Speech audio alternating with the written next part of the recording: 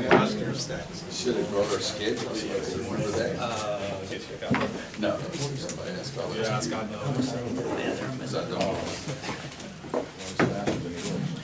Hey guys, how's everybody doing? How are you, Ken? Should have gone to the bathroom. I know. We'll see. You're getting up there in years, so. 2 months or anything. Coach, we haven't talked to you since the basketball reunion in August. Can you walk us through the emotions of that weekend? Oh, wow. It's so crazy because it hadn't been that long ago, but it seems like it was a long time ago.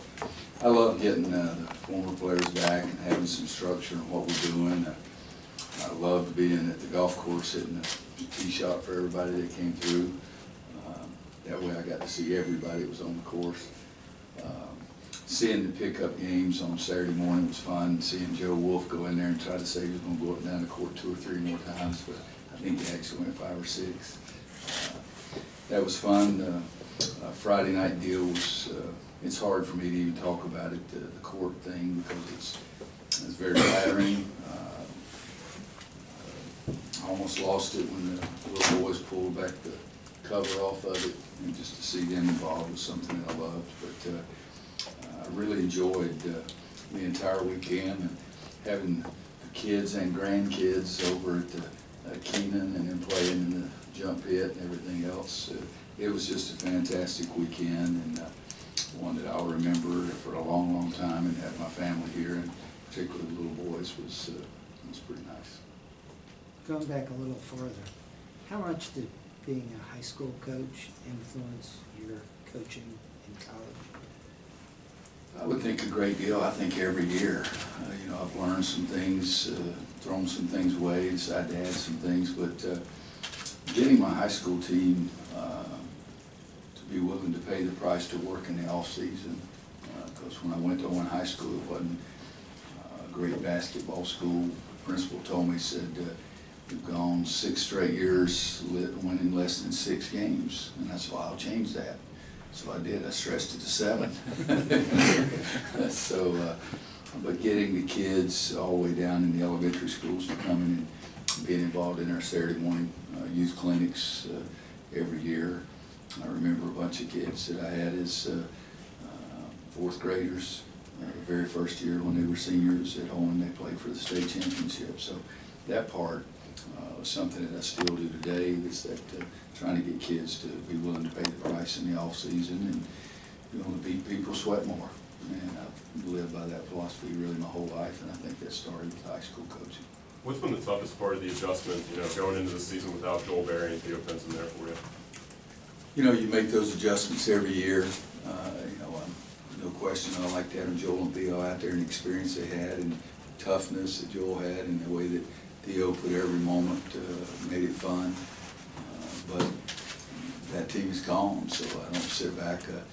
I missed Marcus and Bryce, and I say that I never thought after the first couple of years I'd ever say I was going to miss Bryce, but I missed him immensely. But I think with each and every team, it's a new team, and you go from there. And it doesn't do you any good to think about so-and-so. So I pull on those experiences to help the team, to talk to the team about them. But now I'm just on Joel and Theo to make it, and hopefully we'll win a couple of games too.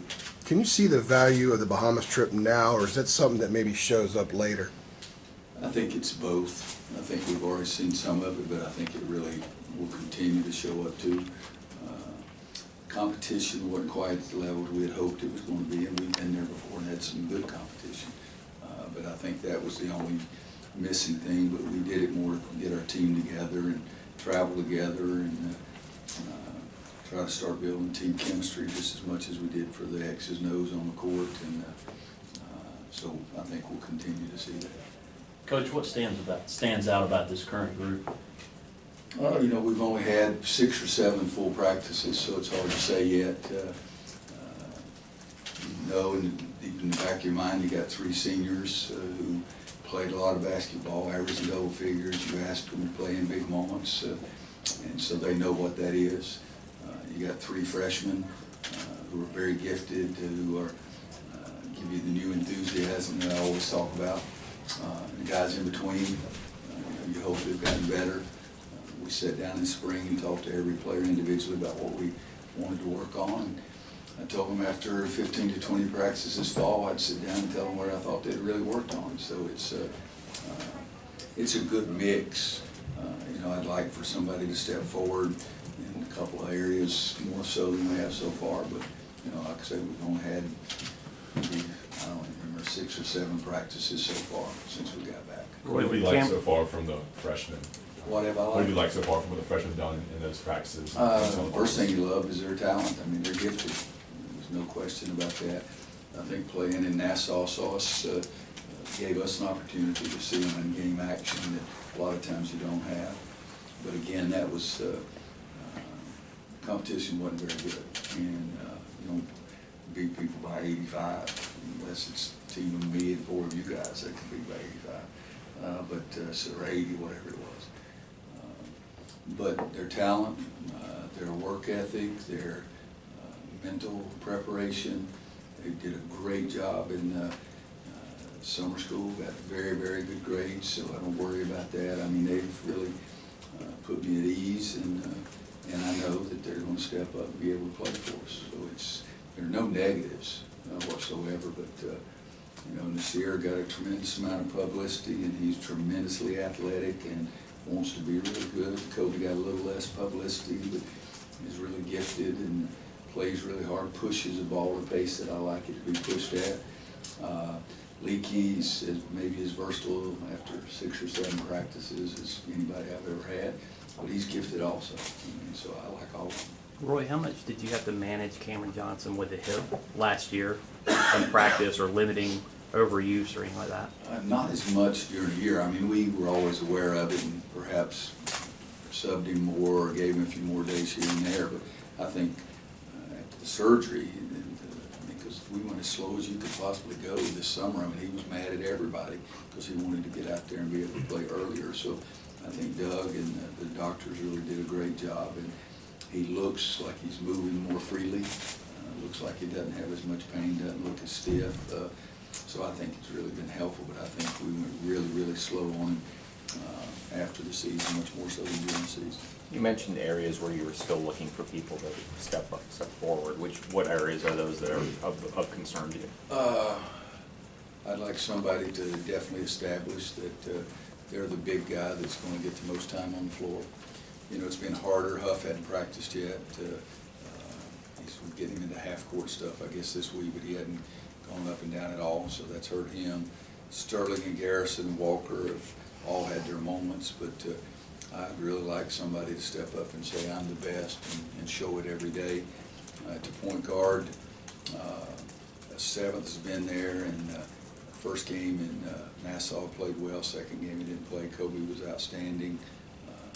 We've given Leakey some opportunities there as well, but even there, I'd still say the same thing. I like it if one guy really steps up and says, you got to play me more than you play anybody else. With the big guys, is there a little bit of a sense of deja vu there? I feel like this is a conversation we've had before about wanting one of those, that group to step. Yeah, and very similar. I'm stubborn. I want to try to play 2 bigs, but if that's not what's best, then we've done it. I guess if I did it again this year, this would be the 3rd time. I guess P.J. Harrison was our 4-man at some point, and Luke was a 5-man last year, and Theo and Cam and those guys played 4. But so if we had to do it, I would still do it, but I'd feel more comfortable the other way. How are Garrison and Sterling notably different than last year? Not as much as I would like for them to be, but Sterling's made the running test that we've given the team so far. Neither one of the big guys, I guess it's just 1 or 2, none of the big guys. Is that correct, Larry? Am I using that properly? I think it was either way. Either way, okay. Neither could be 4. We got 4 big guys. Neither of those 4 of them have stepped forward, but all of them have gotten a little better, but not at the level that I wanted them to get better yet. Coach, can you talk about what Kenny Williams has meant to this program and what you expect of him this year? Well, I hope it's really a breakout season for everybody else. I thought it was a breakout season for me, the way he played last year, because he was so consistent defensively and had games where he really shot the ball. In other games he didn't do it as much, and I wanted him to be not a first half player, not a second half scorer. I wanted him to be able to score in both halves.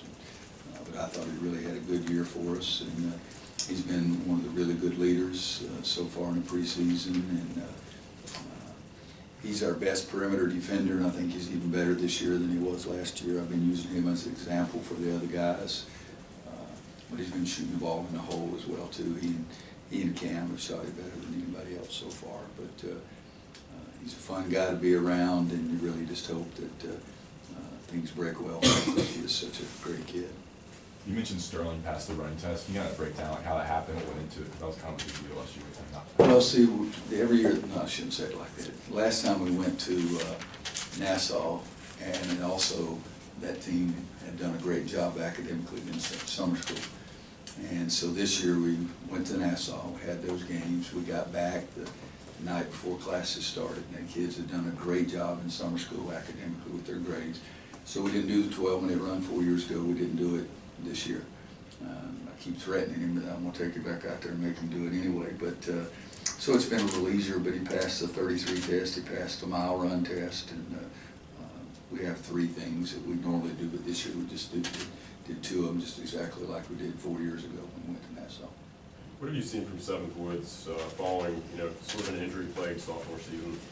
Really, he's been injured ever since his senior in high school. He was injured most of the year his senior year and didn't play in any of the things after his senior because he was hurt. But he's doing a much better job of pushing the pace, much better job of taking the ball to the basket. And it just boils down, I'm pretty easy on point guards.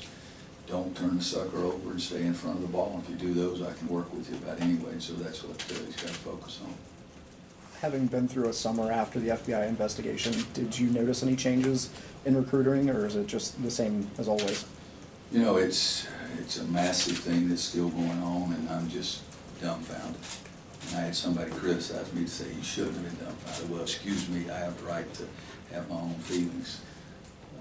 That world that they're explaining out there, that world that's on national news, I am not familiar with, period. 30 years as a head coach, I've never had anybody ask me for money. I've never asked any shoe company to recruit for me. I've never asked anybody other than the family what's most important to you. So that world that people are acting like it goes on all the time, it does not go on. That is a world that I am not familiar with. It's like Jack Nicklaus saying that Tiger Woods playing a game that he's not familiar with, okay? I'm not familiar with that world. I'm serious, guys. Never had one person ask me for anything in 30 years. Not one.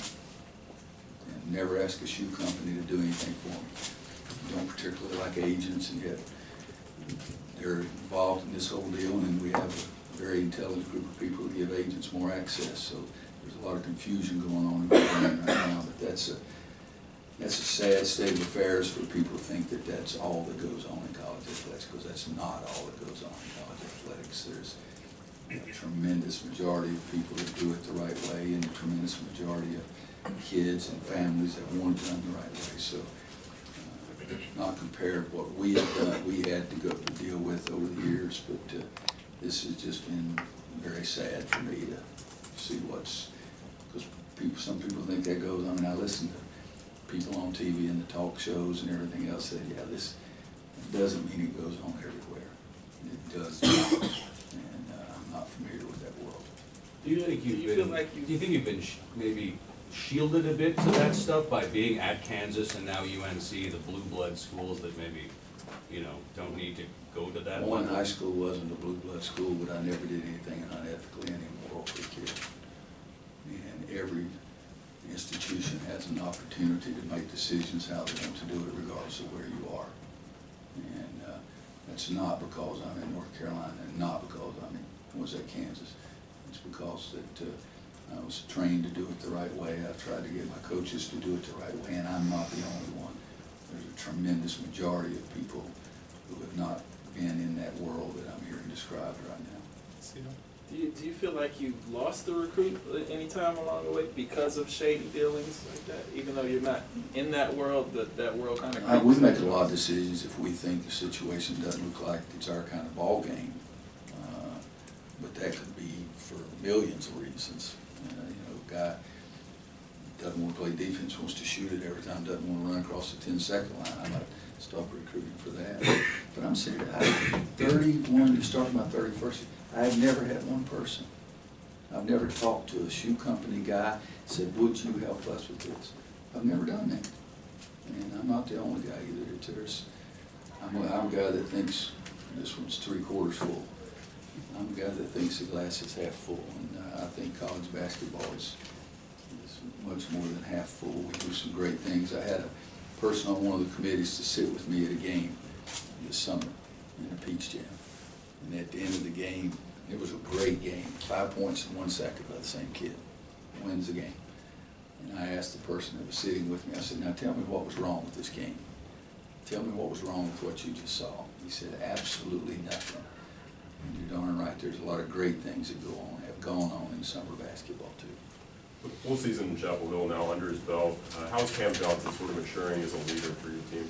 I think he has matured, and I think he is much more of a leader. I think last year he was very cautious about stepping in front of Joel and Theo, and I think he's very comfortable. I mean, the guys he lives with, Luke and Kenny, and I think these three stooges really do a great job.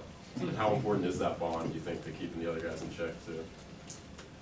I think it's important, but at the end of the day, you got to take care of your own self. You got to do your job. You can have other people emphasize it to you as much as you want, but bottom line is you got to do it yourself.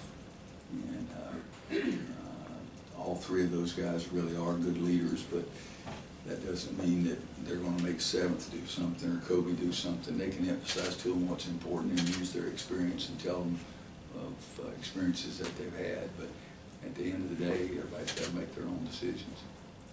You've got the 3 titles, you've been in the Hall of Fame for a while, you got the court now named for you. Is the fire in your belly any different now than the fire you would have felt 30 years ago? How did you feel about my statements about our game? I mean, seriously, guys, there's a huge majority of coaches I would love to coach my grandsons. So now, come on, don't tell me that just because something happened over there or over here or everywhere, okay, because it does not happen everywhere. So to sort of answer the question like that right there, I still think there's quite a bit of fire in the belly. If you don't believe me, ask the kids how they felt after Saturday morning's practice. I told them the next 48 hours was going to be the greatest 48 hours they had because they weren't going to see me for that time period. And they agreed. I went down to Wrightsville and saw a lot of damage to a lot of homes, a lot of people's lives changed. So again, it was, I love what I'm doing. I love trying to get all you guys to move in the same direction and in one team. And that's what I've tried to do my whole life, and that's what I'm trying to do with this team. And they're fun guys to be around. We voted last night on who we thought was going to win between the Yankees and the Red Sox. And half of them sucked up because they chose the Yankees because they know I'm a big Yankees fan. So the penalty today is not going to be quite as much as it would have been if the Red Sox had lost. But I enjoy my moments with the guys on the court, in the locker room, in practice, in games, and doing different things. Coach, first of all, how are you and how was your summer? And also Tiger won, and I want to know, where were you in that moment? I've watched almost every shot he's made, either live on TV or a late night replay, but as I've said before, I really have a tremendous amount of respect for the focus that he has. The only other guy I've ever seen that had the skills and focus like that was Michael Jordan. And so I loved watching Tiger. I was surprised.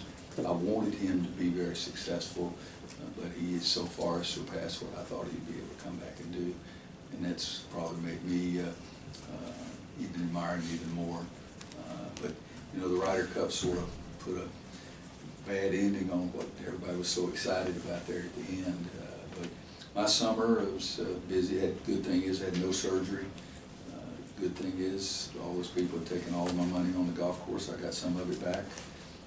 Got my handicap back in single digits, first time in 3 years, and been between 3 and 8 for 41 years. And so I had a good summer.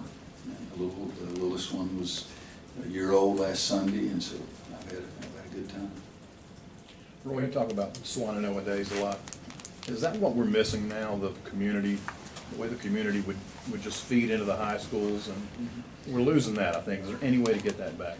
I don't think so. I think that horse has left the barn. You know, when I was in school and even when I was coaching, the private schools, most of them couldn't compete with the public schools, and now it's the other way around. And some of the best high school kids are getting together to play on the same private school teams, and it's something that we see NBA level as well. But you know, a lot of our guys, I mean, back a couple of years ago, we had B-Rob and Seventh and Tony Bradley, and they all played in their community school for their entire lives. And but you don't see that each and every year. It gets to be more and more that kids go somewhere to play. But some of the reasons are fantastic reasons too, and I think you got to look at it individually. But I do believe that that'll continue happening. But some kids go just to want to have more focus, more competition every day to reach their own dreams. The NBA is going to get involved at some point in this grassroots part of it. Do you have confidence that they'll figure it out? Or? You can't figure it out. Yeah. I don't care how smart you think you are, you won't figure it out. NCAA, you heard me last year, started in 1906 because people were cheating in college football. President Roosevelt said we've got to have a governing body. Coach, 1906 to right now is a long time. We still got problems.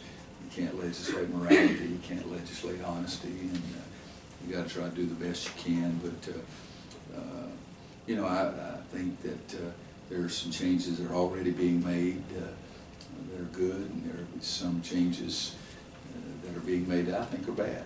You know, I think change is always not for the good. Change is always change, but sometimes change is worse also. Coach, the amount of players that come back to this school and for you is something that you don't really see across the board with many colleges. What do you think that says about you and this program that players just come back and just love on you? Well, I think, go back to Coach McGuire and bringing Coach Smith in, and that's the guy that taught me more off the court than he ever did on the court about dealing with people, and I'll never be as good as he was. But I'm still benefiting from his idea of what a basketball program should be, and I'm very lucky to be benefiting from that. And it's a neat feeling, but everybody, it's like all of you guys in here, we're not going to agree on everything. All of my players don't think I'm as good as some of the other players do. Some of them say great things, and other ones nod their head and go home. So I realize that. But, I think all of them will understand too that what I've been trying to do is the best I could do. But it's been a neat summer for things like that. Yeah. I believe that. Coach, you have an opening at point guard. What are you seeing from the guys vying for that spot, and what do you want to see from the guys that are competing for that role? As I said earlier, I think that Seventh has gotten better. I think Kobe's coming fast. But again, guys, unless you tell me that I'm playing tomorrow for my life, I don't think I have to make a decision today. So there's going to be quite a bit of time yet. And I remember, it's not very important, but I cut a guy after the first night of JV practice and let him come back because he said he was sick. So I let him come back, and he ended up starting for us. So we don't have to make any decisions now. Jonathan? Coach, what do you expect the identity of this team will be, or is that something you find out when the season gets going? Yeah, I think the identity comes when you face some adversity, once you get started, and see how guys pull together, how guys handle the less playing time, and how somebody else handles more playing time. I think you get all that later on. Andrew? I believe the opener next month is the earliest opener the program has had. If you reach the title game, I think it's the latest the program will have played a game. I'll take that. Yeah. How do you prepare for the grind? How taxing the season is? Guys, I was coaching one year in probably 93, 94, 95 season. Practice started November 1st. It's the only year that ever happened because it had always been October 15th. And all of a sudden we said November 1st. I was happy. We played in the preseason in IT. We were the first team to play. We had like 16 practices, but it was fine. The season's really, really long. Really long. I mean, our guys are getting 9 days off in the month of October. And but I wish we could wait a little longer and that kind of thing. But again, people make decisions or suggestions or rules for the right reason, and Sometimes it works out and sometimes it doesn't. Is there something that you do physically or mentally to prepare for the grind? Because you kind of get Well, lost in it. physically, mentally, yeah. I try to keep working all the time because at my age, you don't take 2 months off and then try to say, oh, practice starts tomorrow, let's go run a mile. So I try to work out all the time for my body and also so I can eat what I want to eat. I like desserts. And so, I already did yoga for an hour this morning. I walked for 52 minutes at lunch, and half of that is 20% is because it's healthy, but the rest of it's so I can eat what I want to eat. Coach, you guys, last one. Coach, I'm sure you've seen a lot of speculation about Nasir being a top 5 pick. Have you guys had that conversation yet, or is that something to come up later? Or that we have not had that conversation. Okay, it's my job is to win, or I'm going to get fired. And my job 1A is to help each player reach their own individual dreams and goals. And I realize it's 1 and 1A, but I don't think we're at that point that right now he's trying to make sure he can make his running times and remember what position he's playing and whether he's got on a white shirt and a blue shirt. So I don't think he's thinking anything else other than that. And before we go to, because I was asked this morning twice, I'm surprised that you guys didn't. Stunned. I'm gonna say so. Are you asking? Yeah, no, I'm just telling you, just in case somebody could. What happened is we had 2 scheduled events. We had an exhibition game with a smaller school in our state that we've done for years. I think maybe my first year, we said all of our exhibition games were going to be against teams in our own state so we could give them some money to help the program. And we've since they gave us the opportunity to split it, we played a scrimmage, a private scrimmage. And we've done that and had great feelings about the people we were scrimmaging with. And then all of a sudden our state and South Carolina had a terrible tragedy, horrific storm come through, whatever you want to call it. And I called Frank to see if he would be interested in playing a game. And we would ask for a, you all right back there, kid? Okay, it looked like something was falling apart on your camera there. So I called him, said nobody's been hurt as badly as we have in North Carolina and South Carolina with Florence. And we asked for a waiver to see if we could play. I'm not trying to gain an advantage on anybody. I don't think we can gain an advantage on anybody. But we were willing to play each other.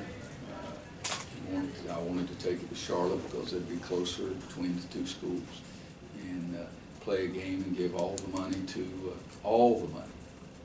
And I was going to try to convince a guy that I know pretty well that owns the building in Charlotte to give us a great rate instead of a bad rate. And I was dumbfounded when the waiver was not granted.